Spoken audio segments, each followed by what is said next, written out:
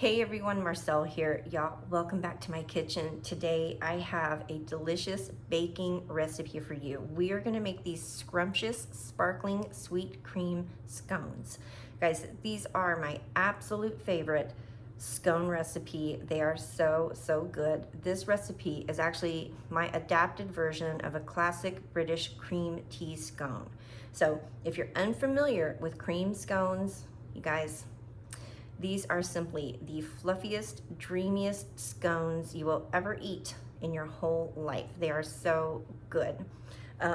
They bake up with a really crisp exterior, a really tender interior. They have the delightful flavor of whipping cream in every single bite. They're made primarily with flour and whipping cream. I do put a little hint of vanilla in these, which isn't traditional to a British cream scone, but it really adds something to the recipe in my opinion. They're sweet, but not too sweet. And these are just the most perfect vehicle for a good schmear of your favorite jam. So, all right guys, without further ado, I have everything out, ready to go. Let's get to baking. We are gonna make the most perfect afternoon tea treat ever. Okay, y'all, so here are the handful of ingredients that we need to make these delicious whipping cream scones. All right, in the big bowl, I have 3 cups of self-rising flour already, measured out. And to that, we're gonna be adding a 1/2 cup of just regular granulated sugar. We are, of course, gonna need some heavy whipping cream. Stay with me and I'll give you the exact amounts of the whipping cream as we go, because we're gonna use it twice in this recipe. Then you're gonna need some good quality vanilla extract. You're gonna need a couple of teaspoons. Here I just have another small portion of flour portioned out, because that's what I'm gonna use to flour this cutting board when I knead the dough. And then here is our sparkly ingredient, okay? You guys have seen this ingredient featured many times on my channel. I love this stuff. This white sparkling sugar sprinkles, these Wilton ones, they're like a coarse sugar, and we're gonna put these on top of our scones to make them sparkling. You guys have seen this in many of my cupcake and muffin recipes. I absolutely love it. So prep wise, guys, I have a baking sheet covered with some parchment paper. I've also got my bench scraper out here. It's what I'm gonna be using to cut the scones, but if you don't have one of these, you can use a pizza cutter as well. But that's it. Other than that, I'm gonna get everything mixed up and ready to go. Let's get to baking, you guys. Oh, the oven is set to 425 degrees, okay? 425, guys. All right, so preheat your oven. Let's get started.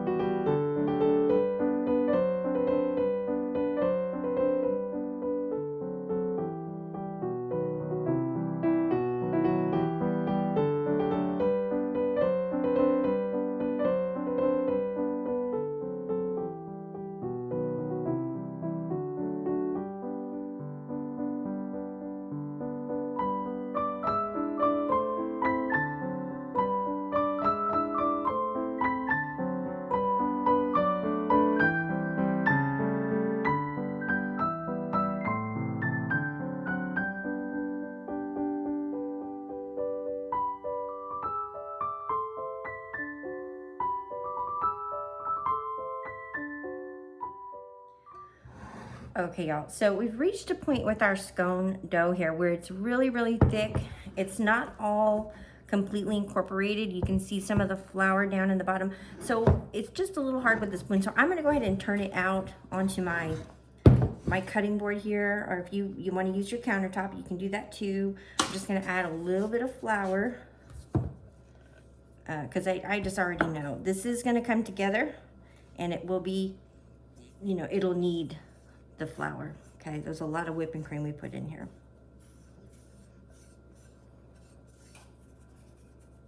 All right, so here we have an extremely shaggy dough. So we're just gonna kind of start working with it, kind of flipping it over and around, incorporating that flour into it.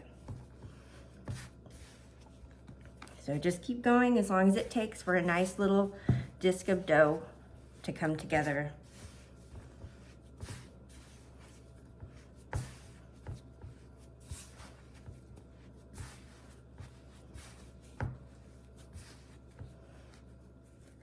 Okay, so after a couple of minutes of just moving the dough around, you saw what a shaggy mess it was. Now we have our beautiful scone dough, okay? Now I just want to show you the initial extra quarter cup of flour I had portioned out to knead. I only used about half of this. So, you know, just put a couple tablespoons of flour out before you turn your dough out, and that should be all you need. But all right.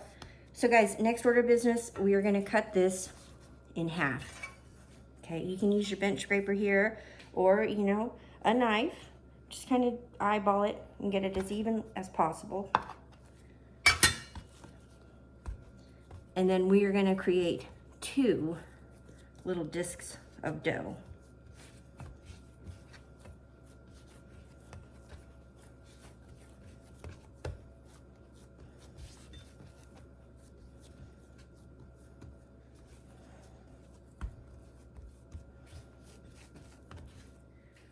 All right, y'all, so here we have 2 perfect discs of scone dough. I'm gonna go ahead and transfer them to my prepared baking sheet, and that's where we'll finish the prep.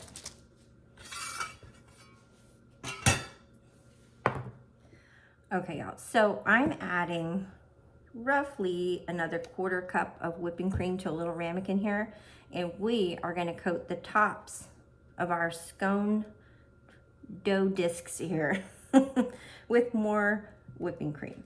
Okay, this will help them brown and add even more whipping cream flavor into these. I had a towel under my baking sheet and I moved it.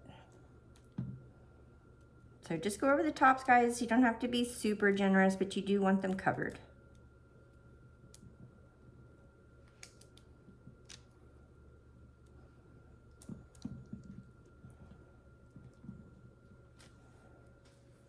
All right, last but not least, we are gonna go ahead and make our scones sparkly. Just gonna go right over the top with a good shake of our sparkling sugar. All right, guys, now we are ready to cut these babies. All right, so I'm grabbing my bench scraper here, and like I said, if you don't have one of these, you can use a pizza cutter, or you could even use a, you know, like a butter knife. So now we're just gonna cut each portion of dough into 6 scones. So start right in the center. Okay, and that's okay. You can manhandle your dough, you know, gently. And then you just go the opposite direction. Sometimes I like the silicone mats better just because they lay down a little heavier. I need to replace mine. Mine are antiques at this point. All right, so now we're gonna separate these out just about 1 inch apart because they are gonna rise, you know, pretty significantly as they bake. So just kind of scoot them apart just a little bit. All right, so that's one. I'm gonna go ahead and get the other one ready for the oven.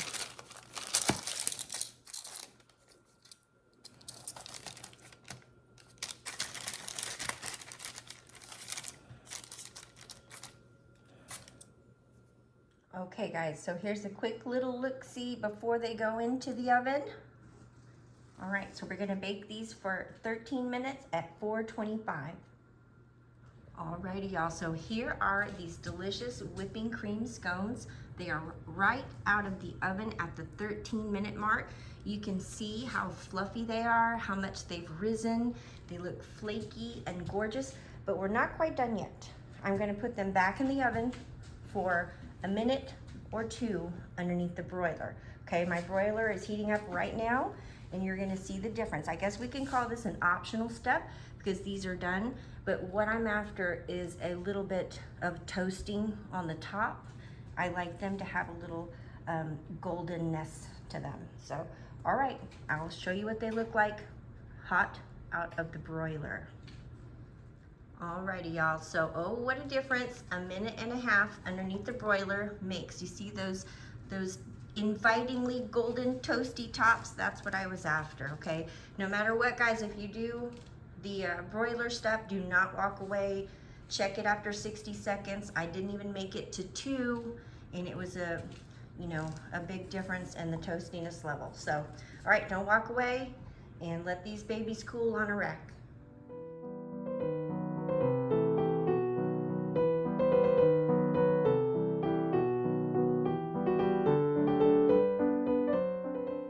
Okay, guys, well, as always, thank you guys so much for coming on over and letting me bake these scrumptious sweet cream scones for you. I do hope you give this recipe a try, and that way you can have a delicious afternoon tea treat as well.